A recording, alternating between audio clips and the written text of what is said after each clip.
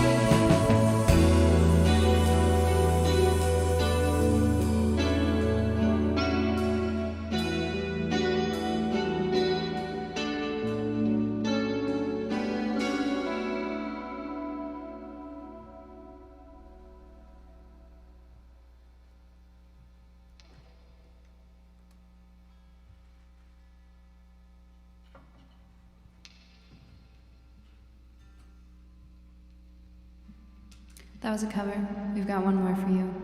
Thanks to Suoni TV for having us.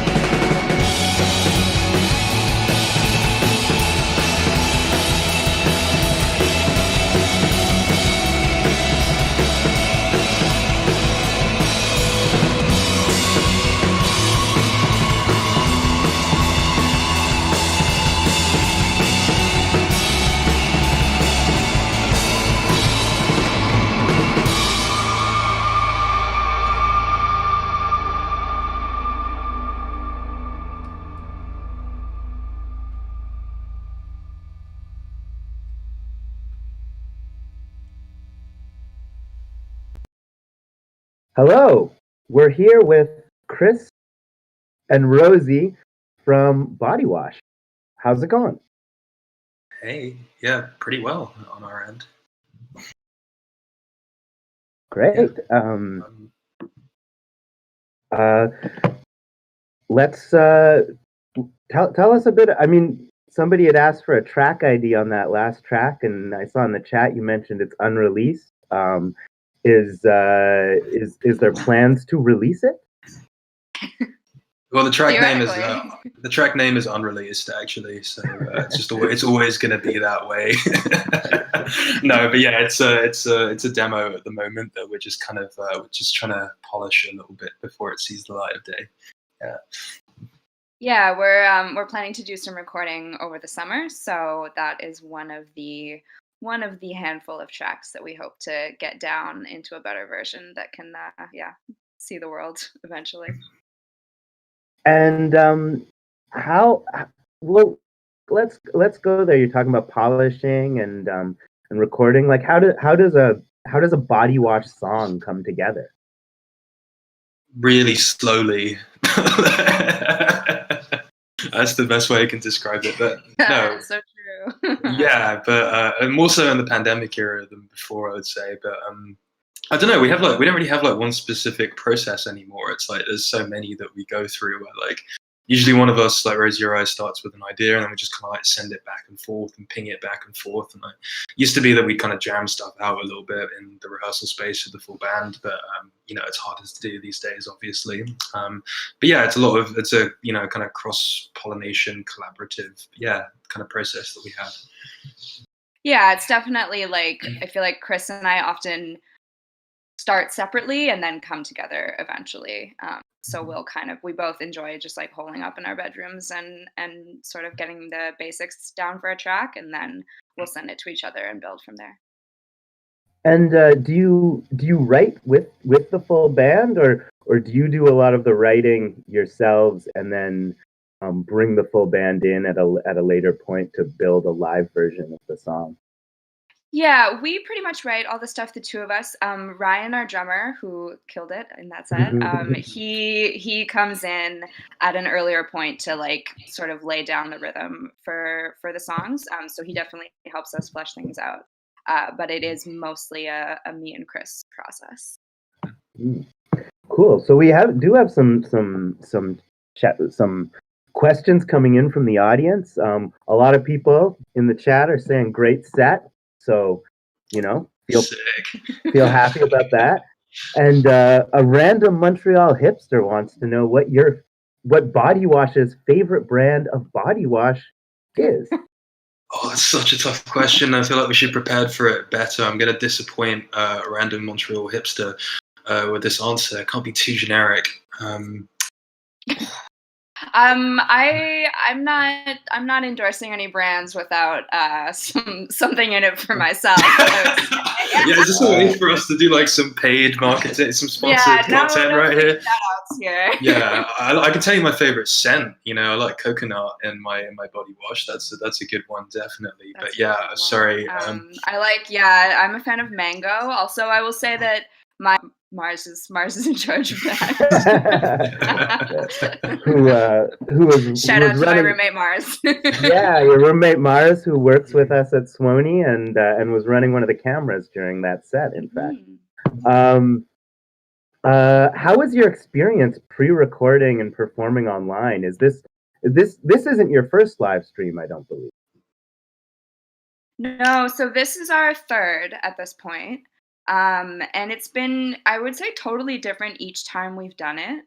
I think like we try to sort of change up the set a little bit each time, add like a new cover or something just to sort of keep us going, because it's definitely hard without like the buzz that an audience gives you. I feel like that's the weirdest part of it for me, is just not having like a crowd to feed off / hide behind. Yeah, you got lucky with this stream actually, because it took us like 3 live streams to figure out the stage banter just doesn't work at all. So yeah, there's no awkward silence. I'm used to just like crickets anyway. So better just to cut that part out altogether, I think. But I will say, what's nice about streaming, if if you have like the time, if you're pre-recording it, really being able to like do a proper sound check and like check everything in a way that you can't usually for a live show, like that's really nice. And that was really the best thing about this stream, is just like having the luxury of like really being able to take our time, hone in on like getting really good sounds, really good shots, that kind of stuff, and it really paid off in the final product. We think. Totally. Yeah, we think. You guys. I'm definitely a big advocate of taking the time to do it properly, because I think that I mean, it's interesting from my perspective, moving from being a concert promoter, booker, whatever, to producer of live streams is just, I found it really rewarding, actually, personally, because I do get to take the time and we get to like sort of create collaboratively with the artist, rather than just being like, where are you? Your sound checks now. Get on stage. Oh no. Like, here's your beer tickets, you know, like it's definitely the same on our end of like being like, oh my god, are we all here? Is somebody in the bathroom? Is somebody out smoking? Like, let's gather everyone. I don't know. Yeah, I get really nostalgic for these things, though. You know, like just loading stuff in, lugging it up the stairs and whatnot. You know, shedding a tear, you know, the entire time as I was lugging my amp up the stairs. You know, so yeah, definite challenges, but also a lot of nostalgia. And we have a few more questions from the audience. Mathieu is wondering what you guys have been listening to lately. What sounds are keeping you sane during the pandemic? Well, I know we are both big into the new Spirit of the Beehive record now. Huge record, yeah. So sick. Sweet Trip as well. We've both been listening to quite a bit of Sweet Trip, which has been cool. I don't know, I've been listening to the Boards of Canada Gucci Mane mashup album on YouTube quite a bit. It's incredible. I highly recommend if you're a fan of either or both of those projects. You'll probably hate it, but it's worth checking out anyway. I've also been listening like on repeat to the 2 singles that Dorothea Pass has put out from her upcoming album. I am so excited to hear that. It's beautiful what she's done so far. Dorothea, dear to my heart. We're old friends, and I'm so excited to finally get the full length vinyl, album that I've watched her develop over the years, and it's so beautiful to see her progression. Just great musician, just lovely person. I've never met her, but I'm really excited for this album. I think it's gonna be really good. And somebody has some insider knowledge, but they're wondering about the direction you're going to take Bodywash in. More electronic, perhaps? Perhaps. Ooh, perhaps. Chris, yes. Do you want to play our cards close to our chest? Or nah, there's no fun in that. Let's spill the tea. It's definitely a bit more electronic. It's honing in on a few specific sounds, I guess. A lot of the electronics we're doing in the last album are kind of being highlighted. It's darker, it's heavier in certain places, and we're getting a lot more experimental with the song forms, the song structures. And just like structuring the album in general, I think. So it's going to be a bit more conceptual sounding in a lot of ways, I think. I don't know if that's fair, Rosie, but yeah. Yeah, I mean, there's going to be some pop bangers too, I would say. Yeah, I feel like we were talking about this the other day, that I feel like the 2 directions we're trying to merge are like going more experimental and also like having some like very well crafted pop songs. Also, like Johnson & Johnson, give us a sync deal, please. Yeah, exactly. Maybe you'll get a vaccine with that sync deal. You can get a Bodywash cassette for free with your first vaccine shot. But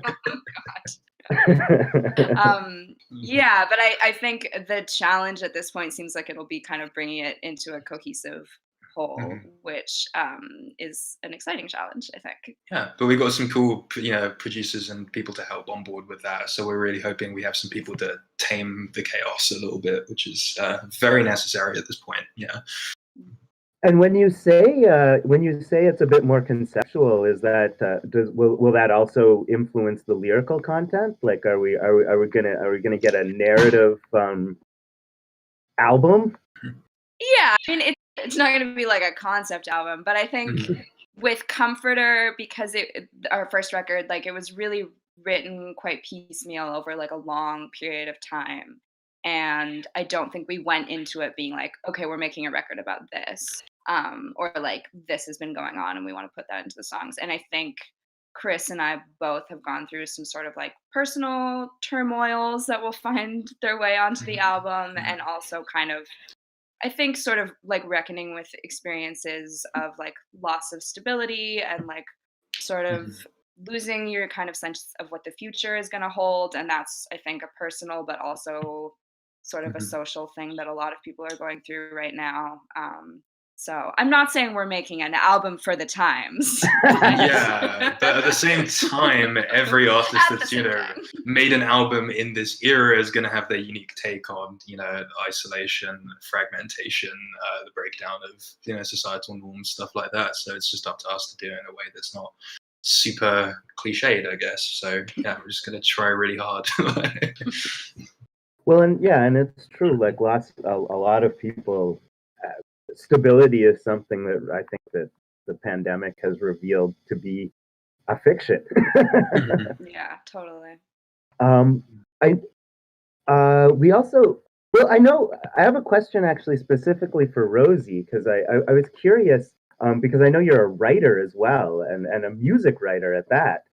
So I'm curious, how does your writing practice influence your musical practice? Maybe you are also a writer, Chris, but my insider scoop person didn't reveal that to me. No, not unless I'm reviewing local businesses. Yeah, Chris is a Kijiji writer.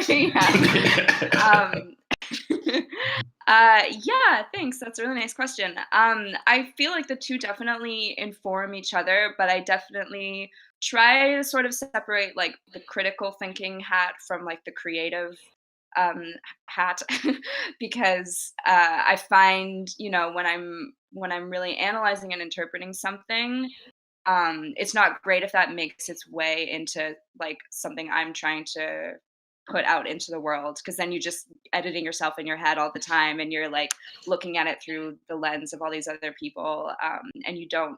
I find that can be sort of inhibiting. So I think that they both. I guess they're both ways of try to keep them separate when I can, especially with music writing, because you really don't want to get too in your head about how are other people going to write about this album, And although I bet you have an amazing one sheet as a result. Oh yeah. Rosie is the secret weapon in the one sheet. For sure. It definitely comes in handy for like if you're trying to, bullshit for a grant application or something. Yeah, we had a lot of fun on our grant applications. Not that our grant applications are bullshit at all. Of course not. Nothing, if you're watching. Yeah, nothing but earnest truth in a grant application. Absolutely. Exactly. So, local internet celebrity Eve Parker Finley is wondering, how did you both start playing the instrument? Oh, that's a good question, actually. I think I started off playing trumpet, and somebody was like, "That's not cool," and I was really young and susceptible at the time, and I wish I'd kind of carried on playing trumpet instead. But then I got a Guitar Hero 3 Legends of Rock on the Wii for Christmas one time. And I was like, oh my God, they're right. This is so much cooler. And I can learn how to play the real thing at the same time. And so I got really into guitar that way. And the other instruments just kind of came because I didn't have a lot of friends that played music growing up. So, and there also weren't a lot of synth simulator Wii games at the time, or that kind of stuff. So yeah, you kind of get into tangentially. I guess I had the classic sort of experience of, your parents put you in piano lessons at a young age, and either you stick with it or you don't. But I'm also grateful to have an aunt who's a piano teacher and choir conductor, and she definitely sort of brought out the love of music in me at a really young age, and was my first sort of introduction to music theory and all of that. So I've been playing piano since I was like 7 or 6, and singing as long as I can remember. But still currently trying to pick up the bass. I'm trying to get better at bass. It's probably the most fun instrument and also the chillest instrument. So we'll see how that goes. Lock in the groove. I've been enjoying the Rosie, the Rose bass lines that come through. Thank you, Chris. Out of curiosity, then, when you're, because you mentioned we were talking earlier about recording, is the plan to hit the studio with the 5-piece that we saw, or is the plan to really for you two to hit the studio and the other members come in for live stuff exclusively? Yeah, it's gonna be mostly the two of us in the studio, and Ryan will be banging it out on the drums for sure. But I think we want the two of us to play as many of the instruments as we can. Chris will be handling more of it than I will. Yes, studio Swiss Army knife. That's what I am. Yeah. Cool. But maybe you could tell us who your band members are and where they came from. Absolutely. Yes, for sure. So on drums, we have the incredible Ryan White. In the red corner. Ryan's been playing with us for a long time now, like since 2017, I think. And don't know what our live shows would do without him, to be totally honest. Half the comments we get after the shows are like, "Wow, that drummer's absolutely killing it." So, yeah. And then on guitar, we have Rhian and Damien, and they've been playing with us for a couple years, 2 years, I think, and just holding it down on guitar and always bringing the moves on stage as well, which we love. And Rachel Nam on bass also joined right before our album came out, so 2019. And actually, Rhian's been with us since 2018. My bad, Rhian. But yeah, and we've been together as a 5-piece, for the last few years, and we love them. And there's a generic Montreal dream pop nerd is curious who your biggest musical influences growing up are. Thank you so much for all of these questions, by the way. These are great questions, yeah, and great usernames as well. I don't know, do we... You go, Chris. I was gonna say, do you want like the ugly, honest answer, or do you want the answer that I would put on in an interview or something? Because the ugly, honest answer is probably like, let's face it, My Chemical Romance, Sum 41, and Fall Out Boy, the Holy Trinity that we're aware of. And then if I was gonna, in terms of now, it's probably dream pop influences. It's like, I don't know, the Cocteau Twins cover of Frosty the Snowman. That's a big one for me. Definitely listen to that a lot when it's not just a festive feeling. 23 by Blonde Redhead, which is the one I always give as an answer. And everything MBV have ever made, which is kind of a boring answer, but it's also true. So. It's the truth. On my end, growing up, Joni Mitchell, the classic, the Queen. I was a big Regina Spektor fan for sure. Nice. A lot of mimicking her when I was in high school, definitely. So where's the accordion? I know. Accordion through a giant pedal board is something we're adding to LP2. Yeah. Just wait for the next record, James. Okay. Trumpet and accordion all over it. And in terms of now, Cocteau is for sure. I mean, Elizabeth Harris, you can't really, or Elizabeth Fraser. Elizabeth Harris, also a grouper. Also an influence. All the Liz's, basically. And Beach House, obviously, big influence. And a lot of also sort of more experimental singer-songwriters. Julia Holter is big for me. Caitlin Aurelia Smith, Juliana Barwick for sure. Definitely some Juliana Barwick imitation coming up on the next record. Yeah, love to see it. And then I feel like Barry Electric are like criminally underrated these days as well. Like, just don't really see enough love for that great band coming out there. Broadcast as well, a lot of broadcast influences on the new stuff. So I think that's about it off the top of my head. Did we name everyone cool? Did we do a good job? You're good. Sick. We've hit our clout points for the day. We can go home now. And those appears to be all the audience questions. I was curious about like geography. So we talked about like musical influences on the project, but you're based in Montreal, but I believe neither of you were originally from Montreal. And do you feel like a Montreal band? Do you feel like this city and this scene has had an impact on your sound and your creative expression? Mhm.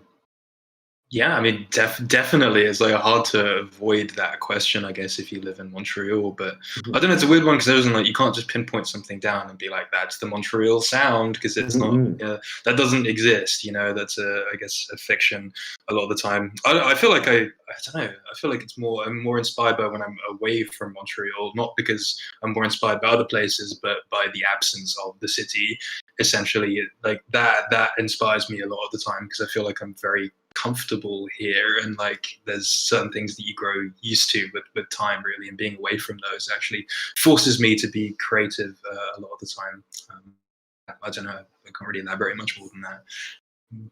Yeah, I mean, we've both been living here since we were teenagers now, and it's like I feel like the place where we've both learned how to be adults mostly so far.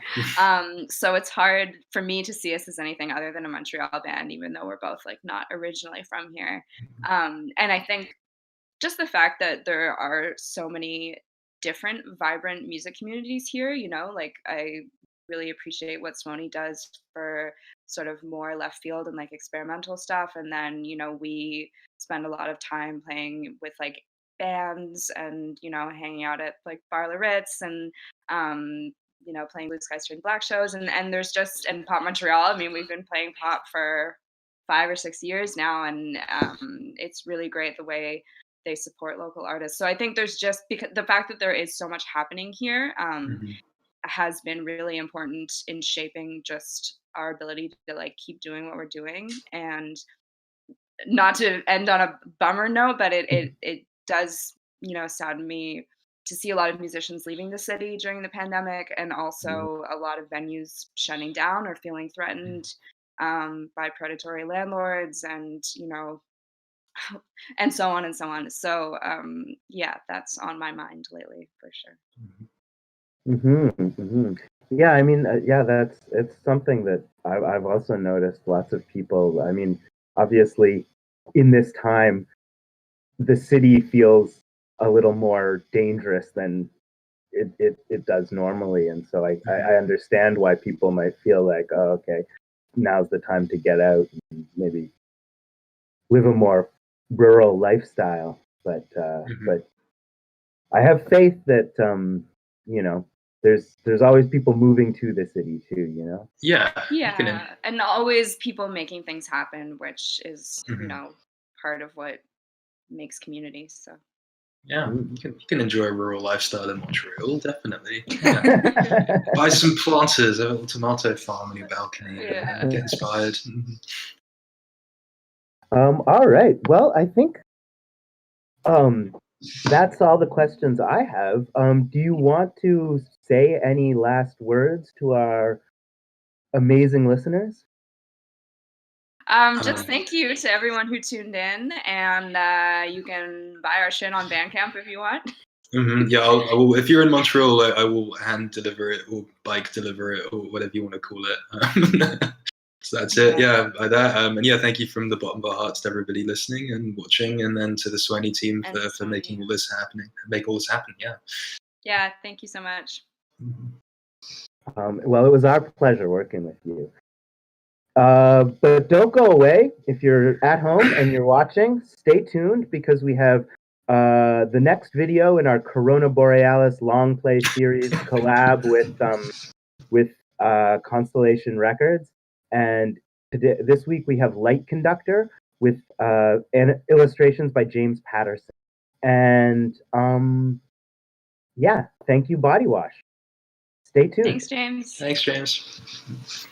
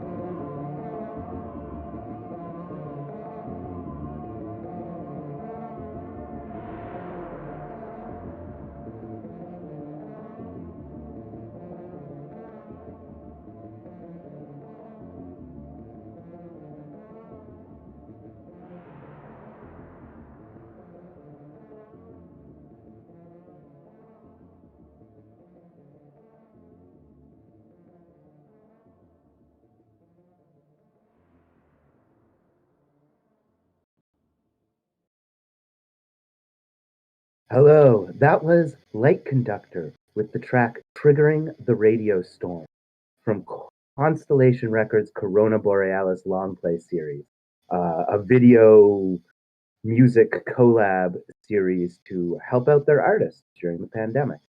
And now, the moment you've all been waiting for, You Do Right, shaking the Sala Rosa to its foundation.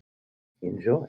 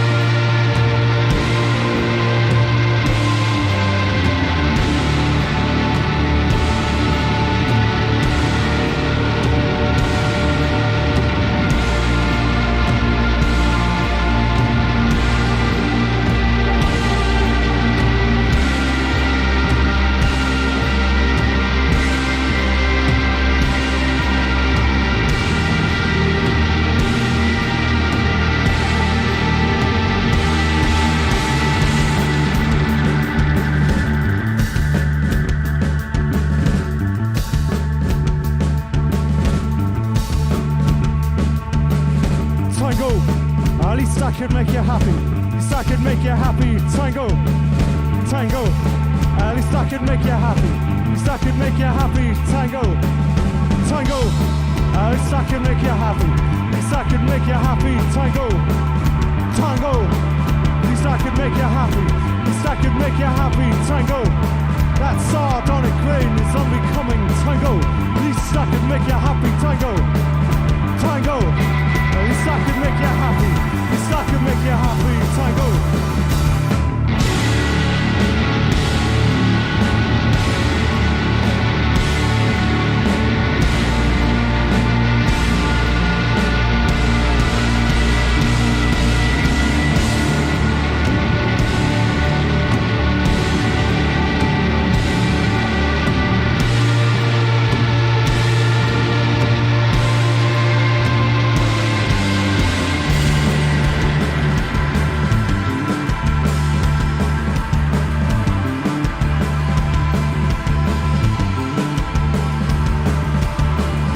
Tango, at least I can make you happy. At least I can make you happy. Tango, tango, at least I can make you happy. At least I can make you happy. Tango, feet together, face up on the front lawn. At least I can make you happy. Tango, tango, at least I can make you happy. At least I can make you happy. Tango.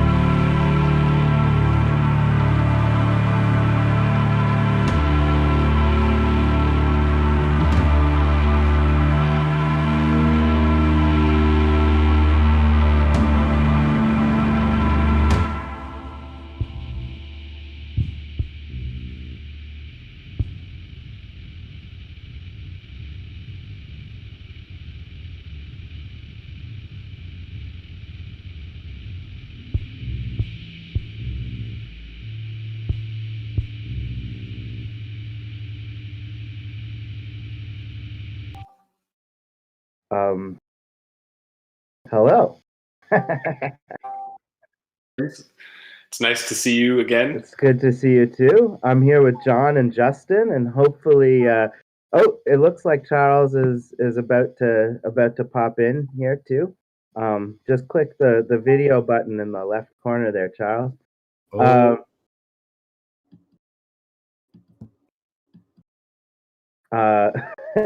And you three are together. You do. There we go. We're all here. Great. So the three of you together are You Do Right. And obviously that's a Can reference. Why Can? Gosh. I don't even know. I was reading a book when I first moved here. Actually, it was just before I moved here, and it was about the whole German psychedelia thing, and I really loved what they had stood for coming out of the ashes of what had happened in Germany. Their parents, what their parents had been a part of. This is how I discovered Ken, and I thought the name had a nice ring to it. Not a particularly good song, but it's. It was made for a movie or something, but so that, I mean, that's interesting. So you felt a kinship with the politics of Can. Do you see You Do Right as having a political purpose? I mean, we certainly live our everyday lives in a certain way that we would hope would align with our politics, and I think that I mean, we're not trying to be like an on the nose, like we're a rah kind of band, but I like to think that our everyday lives and our politics kind of influence music in some way. If that makes any sense, I don't know. Yeah, it's a tough question to answer. It is a tough question, Dan. My apologies. So here's an easy one. Somebody wants to know if you prefer Lou Reed's album Metal Machine Music or the Metallica collab Lulu. I have no comment. Maybe you guys have something to share. Yeah, even if I had an opinion, I wouldn't share it. Zero opinion on that. Okay. Well, I'm in the Metal Machine music camp personally, but I'll just wear that proudly. So somebody, I mean, going back, I guess, to the idea of ethos and maybe like purpose and politics.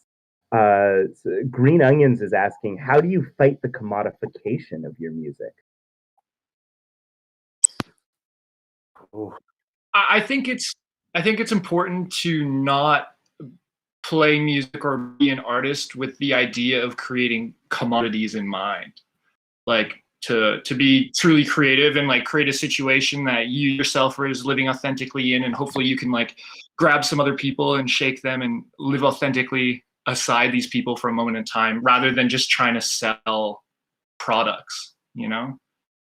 I think that's like an important step to think about and take when you're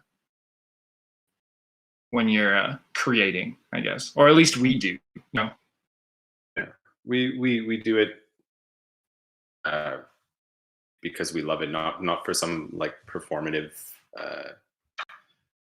Hey, look at us! We're a bunch of fucking crabs trying to climb to the top of a barrel just to be eaten by seagulls, sort of thing.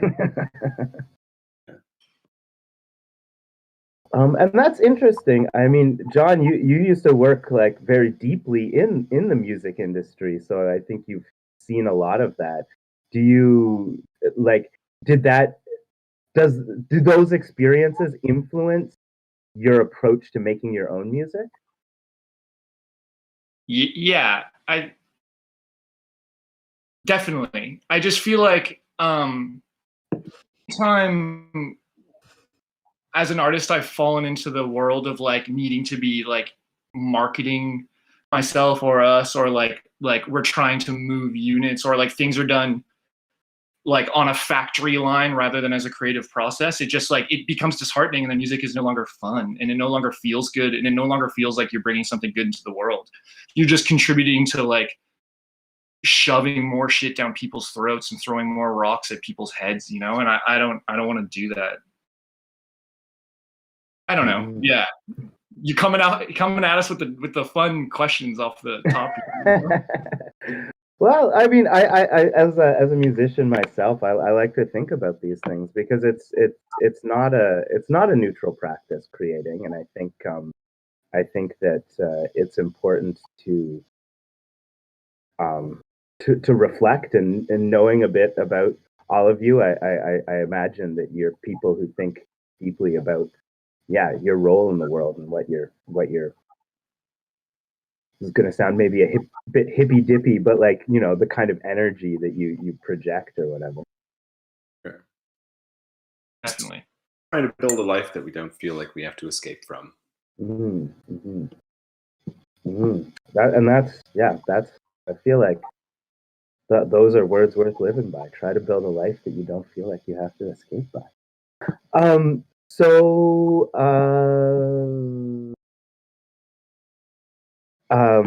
Maleka is asking, what was your favorite Acid Mother's Temple show and why?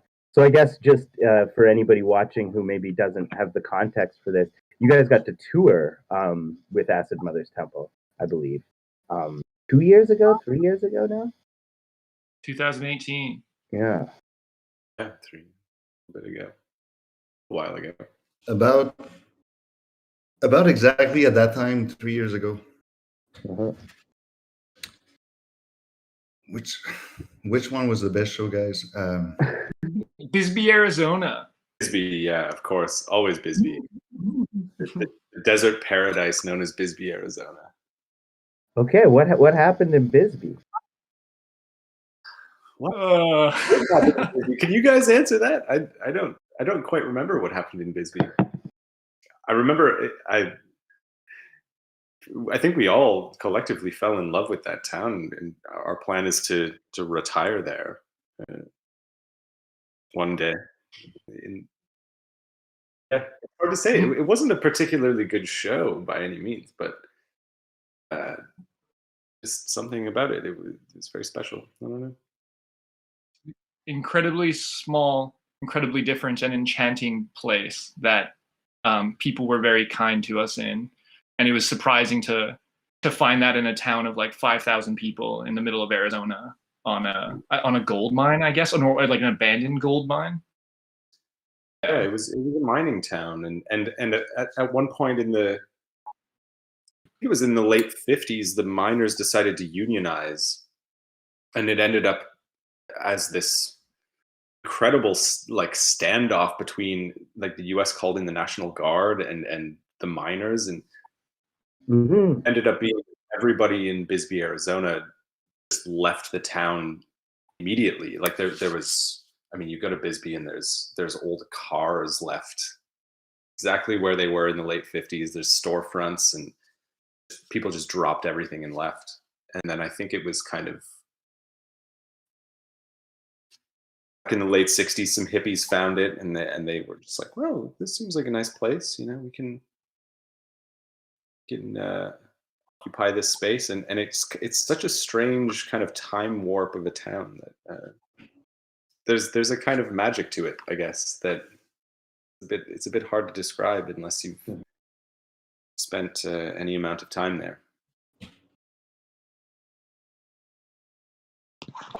There's actually, if people at home want to know more about the history of the sort of dark and violent history of Bisbee, Arizona, if I'm honest, there is a really great documentary that came out a couple of years ago called Bisbee, and it tells these stories, and It's a very strange documentary. Anyways, Google it and check it out. It's definitely worth watching. Watch that. Yeah, I had no idea. That's very cool. Very cool. So when you're writing songs, maybe we'll start with Charles on this one.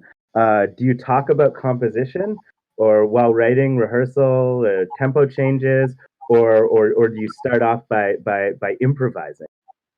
It's so simple, man. We just get in there and play, and it kind of automatically takes place. And we might talk about tempo changes a bit after that, but it really just is it, man. We play together, and songs make themselves. Mm-hmm. And so it's like a sort of a jamming process, or does somebody usually come in with a lick or something and like, oh, I want to try this, do do do, and then everyone joins in, or just like full on free improv?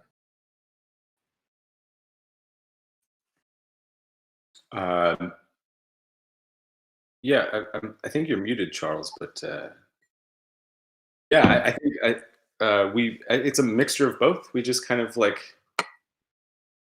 feed off of each other creatively. Very organic process. Sometimes I gotta say that we're very lucky to be able to connect like that, and I don't think it happens all the time with everyone. So it's a very. It's not about like showcasing any individual talent or anything. We kind of. I hesitate to say that it's a very democratic process because that sounds a bit campy, but yeah, I mean we get together and we have a lot of fun, and oftentimes some very nice things come of that, and that's how that works. And I mean, I had a question because Justin, this is, I guess, maybe more for Justin, but you also make guitar pedals. So I was curious, does the pedal making influence? How do those two practices connect for you, or are they completely separate? I mean, I would say it's the other way around. Like what we do influences what I make in regards to that. Like I think sometimes we'll be creating music and I mean, like, it'd be really nice to hear this, and there'll just be like sounds that might really work well for our group, and yeah, I think the pedals, the circuits, whatever that I make are very inspired by what we do as a band, or at least filling some need for some sonic quality that we hope to achieve. Mm-hmm. So a few more comments from the audience. These are more comments than questions because every Q&A needs a little comment, not a question. Sam would like to share that they took some shots of you during Rotfest 2018, and ever since you've been one of their favorite bands, and they want you to keep going, and they found the second song absolutely mesmerizing. So mad props from Sam in the chat. Very kind. That's very, very kind. Thank you, Sam. Mm-hmm.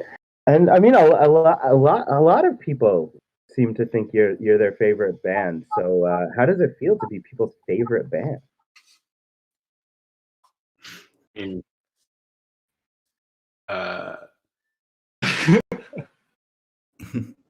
Yeah, I don't know.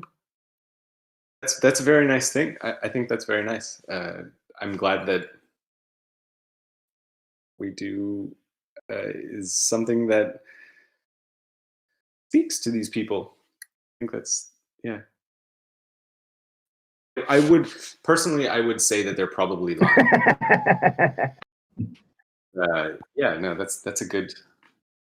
It's a nice feeling. Yeah, it's very nice to be appreciated in that way. Totally. I'm pretty sure I'm most people's least favorite band. I like make people cry and stuff when they see me play. So it's a different situation. Big fan of yours, James. I think that's. I prefer to cry to music than not. So I'm also curious about the so you have a way with naming things. Where do the names come from? The long title, the long album names, the long pedal names. Like, where do the names come from? You guys want to answer any of that, or I feel like I'm talking? I mean, I wanna... I feel like it's Justin's question to answer because Justin has a very strange sense of humor and a strange way of putting things together that I like. I could not come up with a lot of these band names, but he manages to bring them to the table, and we're always like, yeah, that's it. That's the song. I mean, I guess they're just sentences, really. Just things that have a nice ring to them. For fear of sounding like I have severe mental illness, I'll leave it at that. Yeah, I mean, just like little like sentences that sound nice and speak to something that is floating around inside of the heart. Yes. Yeah. So I'm sorry, that was a terrible answer. No, it's all good. I mean, it's interesting because I do know that one of the notes you gave to our sound team, Eva and Seb, was specifically that you didn't want the vocals to sit on top of the music, which is common for vocally driven music. And I'm curious about how you see the lyrics and the instrumental parts of the music playing together. And how you all sort of feel about that. Is that yeah. Yeah, I mean, I think it comes from with a lack of confidence. Like the idea of like a front person. For me, like I'm not like I only do vocals because I have to, because I'm not like good at it, or it's not something I feel totally comfortable with. So also, I guess in terms of this idea of not wanting to like highlight any individual, like sometimes like vocal acrobatics can seem like just another guitar solo. I think it would be nice to think of it as just another timbre, another sort of layer on top of whatever we're doing. And I mean, you can see that in your stage setup. You almost play in a straight line as opposed to the more conventional putting some members at the front and some members at the back. So, I mean, especially for the rhythm section, does it feel nice to get to be right there in the front? Yeah, we're playing just a really tight triangle, always close to each other. Like, we've played venues where they're like, can we please spread these amps farther apart? And the answer is always no. Like, let's tilt them in and keep them all nice and tight and close, because it's how we rehearse and it's how we want to be together and playing live.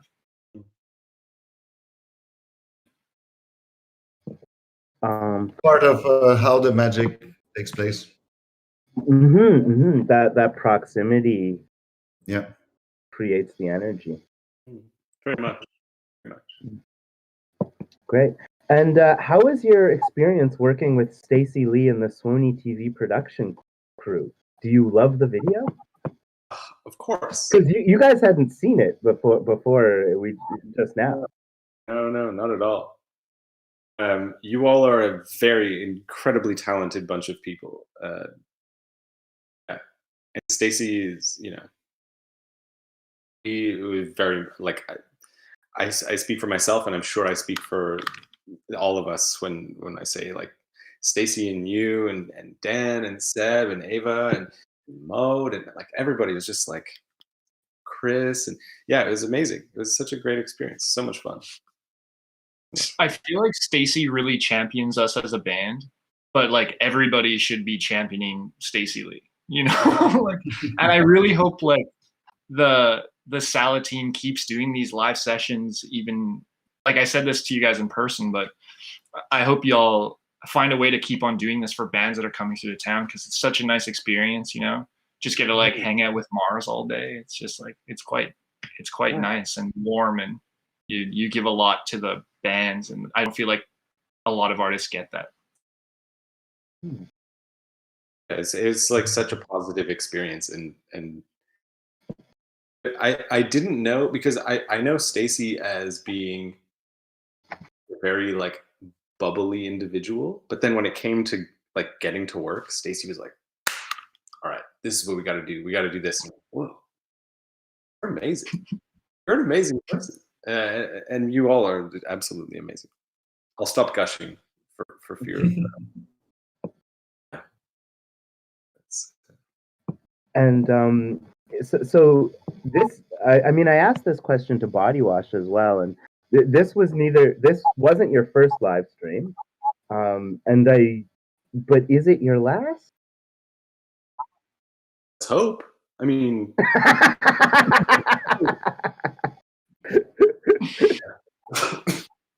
I think you need to unpack that a little bit. I would love it if we could engage with a real live audience and we could feel each other breathing on each other without being terrified of breathing on each other. Yeah, I mean, who knows? Who knows what's going to happen? This might be what we live, you know, for some time. But I would really love to be able to hug people in a bar or in a club or, you know, wherever, instead of giving the elbows and the hey, what's up? I think let's hope it's our last live stream performance. So that sort of suggests that there's not going to be an album launch, because isn't there a whole little album coming out sometime soon? Yeah, I guess so. This is the album launch. So thanks for being a record. So. Surprise. All right. And yeah, so tell us a bit about the record. What can we expect? I think the pre-order is available now. I know you're not trying to sell commodities, but so maybe let's talk about the record as like an artistic thing. Like, what was the experience of making the record? How did it come together? And how excited are you to push it out there, or for people to hear it, maybe more than pushing it out there? Again, I feel like I've been talking too much. I think I should please answer. I like how Rosie was talking about the first Bodywash record and how it was very much piecemeal. It was like songs they were writing and playing live, and then finally they like had a record and created the record. That's kind of what happened with this one. Like, some of these songs are 4 years old, and some of them we recorded over 3 years ago at this point. Seb. So with Seb Fournier, who was on sound tonight in the room. Thanks a lot, Seb. So it's like half exciting, but half like we're totally over the tracks. You know, we're like excited to be playing and performing new things, but yeah, jump in here. I mean, like that Acid Mothers Temple tour that we were talking about 3 years ago. I mean, we recorded a lot of that before that tour. So yeah, this stuff it's old news at this point, but we're still very proud of it. Also, it's funny that I guess we've been a band for like 5 years now, but this is the debut record. You know, we've put out some cassettes and some singles and like done collaborations with friends, but this is the actual first full-length record. So that is exciting. You know, it's kind of like a point to get to as a collective and as a band. That feels nice, you know. Yeah. How do you feel, Charles? I'm pretty good. How are you? I'm great. Oh, there's the cat. Oh, this Justin, yeah. Justin promised us the cat would make an appearance. She likes the limelight. Okay, so this one I am going to start with Charles in particular, and I asked this of Bodywash as well. But how do you feel like you guys are a Montreal band, and do you feel like the geography and the energy of this city influences your music? And I know, Charles, you're from Montreal, you know, from Montreal. So I'm curious your perspective on that.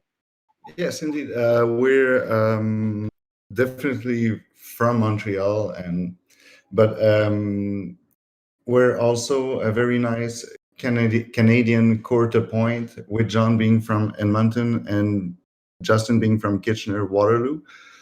So, I mean, yeah, we're from Montreal. We're Montrealers, the three of us. I don't think we would move anywhere else. Would you guys, unless it's LA maybe, or Portland or Northwest Pacific? But yeah. I would love to live in Halifax and just like have a bunch of Rottweilers and like a plot of land. Yeah. You know? Or like a bunch of huskies and just like a huge, like a coastal cliff which they all run across. And I just like eat donairs every day. So maybe we'll be a Halifax band. And Oh, you could hang out with Dog Day. They live in the country just outside of Halifax. If you're familiar with the band Dog Day. Yeah, damn, deep cut, man. Holy shit. They actually finally released a new album this year after like a long hiatus. Yeah, okay. You gotta listen to that. Yeah, and so this okay. I forget that you're from Edmonton, John, because I went to high school in Edmonton also. So which high school did you go to in Edmonton? I went to St. Joe's Composite High School downtown. Ooh, you went. Oh, nice, a deep cut there. A strange little high school. Okay. It's a weird one. It's a weird one for sure. Yeah. Yeah, I'm an Ainley boy myself. Unfortunately, the big high school, the mega school. Yeah. All right. Well, I mean, it was lovely talking to y'all, but it's about 10 o'clock. I think Daddy Legault wants us all to go to bed. He said we have to be in our houses at 8, go to bed at 10. So I guess we got to let people, we should sign off. So thank you, John, Charles, and Justin's cat. Alive. Alive.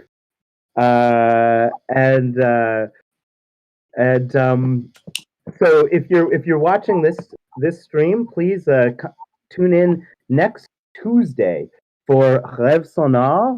It's their album launch, a legendary group featuring Nick Schofield, Stefan Christoph, and Ari Swan, three sort of stalwarts of the Montreal music scene.